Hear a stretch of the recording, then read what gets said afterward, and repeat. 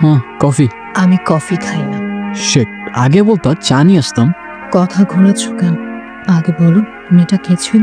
তোমাকে মিথ্যা বলবো না, ওর নাম আয়রা। ওকে আমি ভালোবাসতাম। ভালোবাসতাম মানে? ভালোবাসতাম মানে হ্যাঁ ভালোবাসতাম, কিন্তু এখন আর বাসি না। কিন্তু কেন? এটা তো অনেক সুন্দর। জানি না, কিন্তু আমার কেন যেন এখন আর ওকে ভালো লাগে না। তোমাকে মিথ্যা বলবো না, আমার কেন যেন ওকে পারফেক্ট লাগে না। মনে হয় আমি আরো বেটার কাউকে ডিজার্ভ করি। বেটার বলতে? বেটার বলতে আরেকটু সুন্দর কাউকে, আরেকটু পারফেক্ট কাউকে। তোমার আমার সাথে কথা বলতে ভালো লাগে? হ্যাঁ, তোমার সাথে কথা বলতে কেন ভালো লাগবে না? আর আমার সাথে কথা বলতে কেন ভালো লাগবে? কারণ কারণ আমার চোখে তুমি পারফেক্ট। তাই? হুম। সত্যি? হ্যাঁ।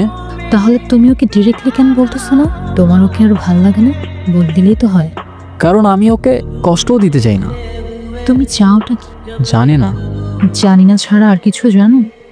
সেটাও জানি না। কফিটা খাবে না তাহলে?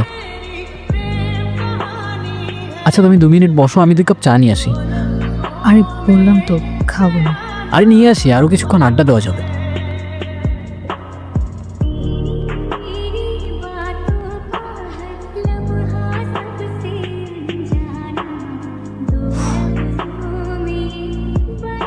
হ্যাঁ, কি হয়েছে বলো।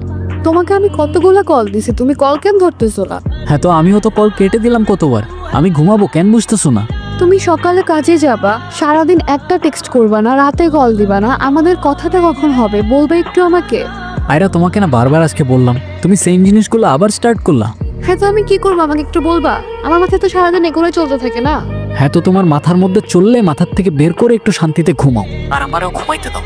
আমার আর কাজ নাই, সারাদিন কাজ করবো আর বাসায় এসে সব চিল্লাচিল্লি শুনবো আমি। আমি চিল্লাচিল্লি করতেছি?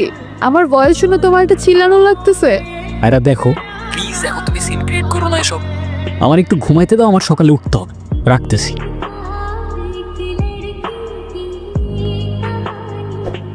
কিরে মা, কাঁদছিস কেন?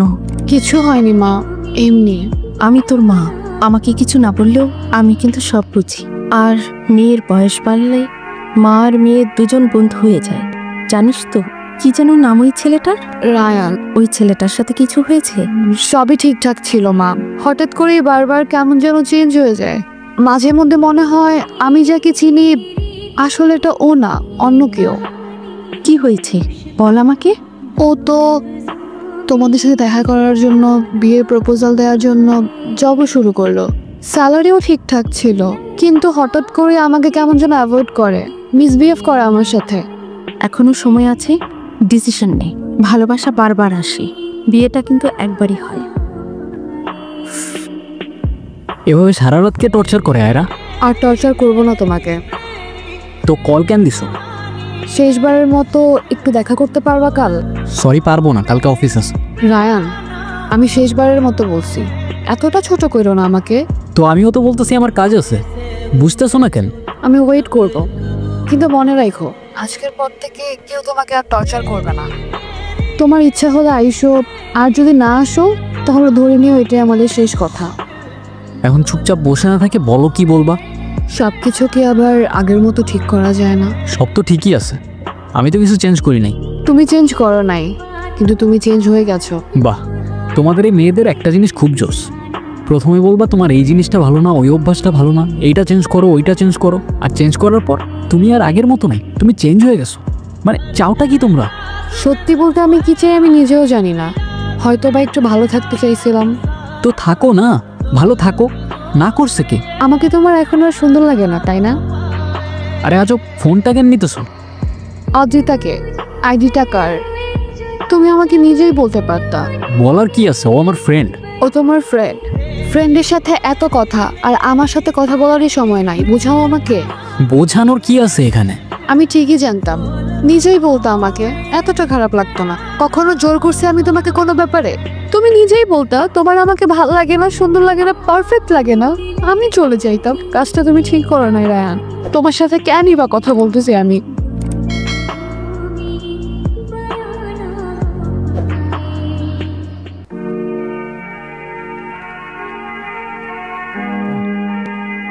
বল, আমার সাথে শেষবারের মতো একবার দেখা করতে পারবা? একবার প্লিজ।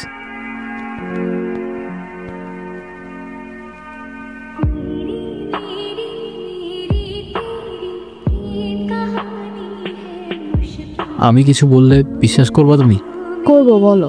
আমি ওর সাথে আর কথা বলবো না। আমি প্রমিস করতেছি তোমাকে, আমি ওর সাথে আর কখনো কথা বলবো না। বিশ্বাস করো, আমাকে শেষ একটাবার চান্স দাও। আমি বুঝি নাই, পারফেক্টের কোনো স্পেসিফিক ডেফিনেশন হয় না। যেমন তুমি আমার কাছে পারফেক্ট, আরেকজনের কাছে আরেকজন পারফেক্ট।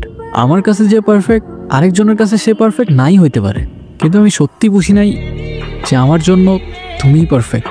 আমি তোমায় কথা দিচ্ছি, আমি অদ্রিতার সাথে আর কখনো কথা বলবো না। আমি খুব ভালো করেই জানি তুমি ওর সাথে আর কথা বলবা না। মানে ঠিক বুঝলাম না। কিছুদিন বাসায় একা থাকতে থাকতে মেন্টালি সিক হয়ে যাচ্ছিলাম। মা বারবার জোর করতেছিল একটা সাইকিয়াট্রিস্টের কাছে যেতে। প্রথমে যেতে চাইনি, বারবার জোর করায় চলে যাই। আর যে সাইকিয়াট্রিস্টের কাছে যাই ও আমার কলেজের ফ্রেন্ড বিকি। কতদিন পর? হ্যাঁ, বসো বসো। কি অবস্থা তোমার? এই তো। তোমার?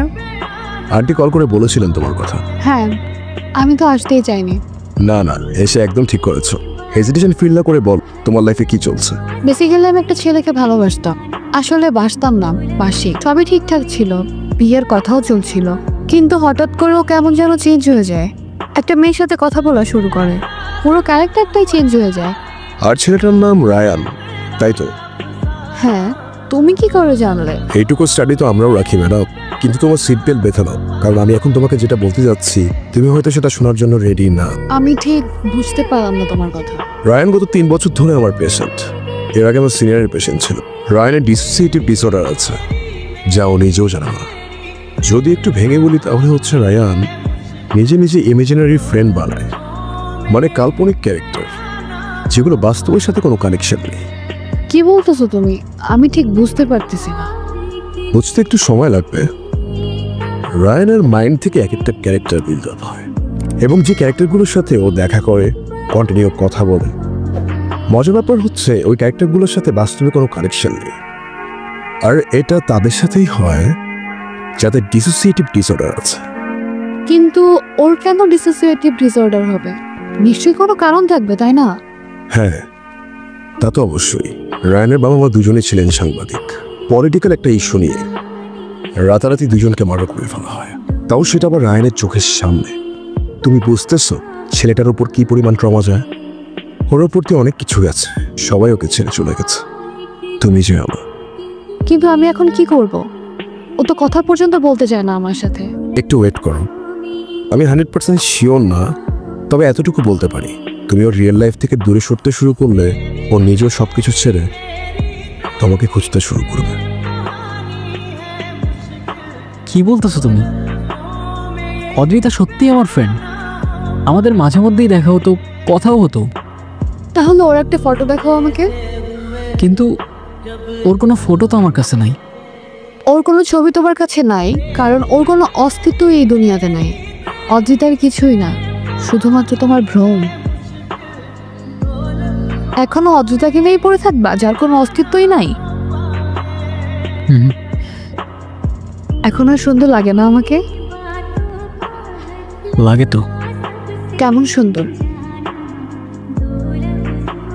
একদম পারফেক্ট। হইছে, থাক। অদ্রিতার ভূত মাথা থেকে নামলে এবার চলো।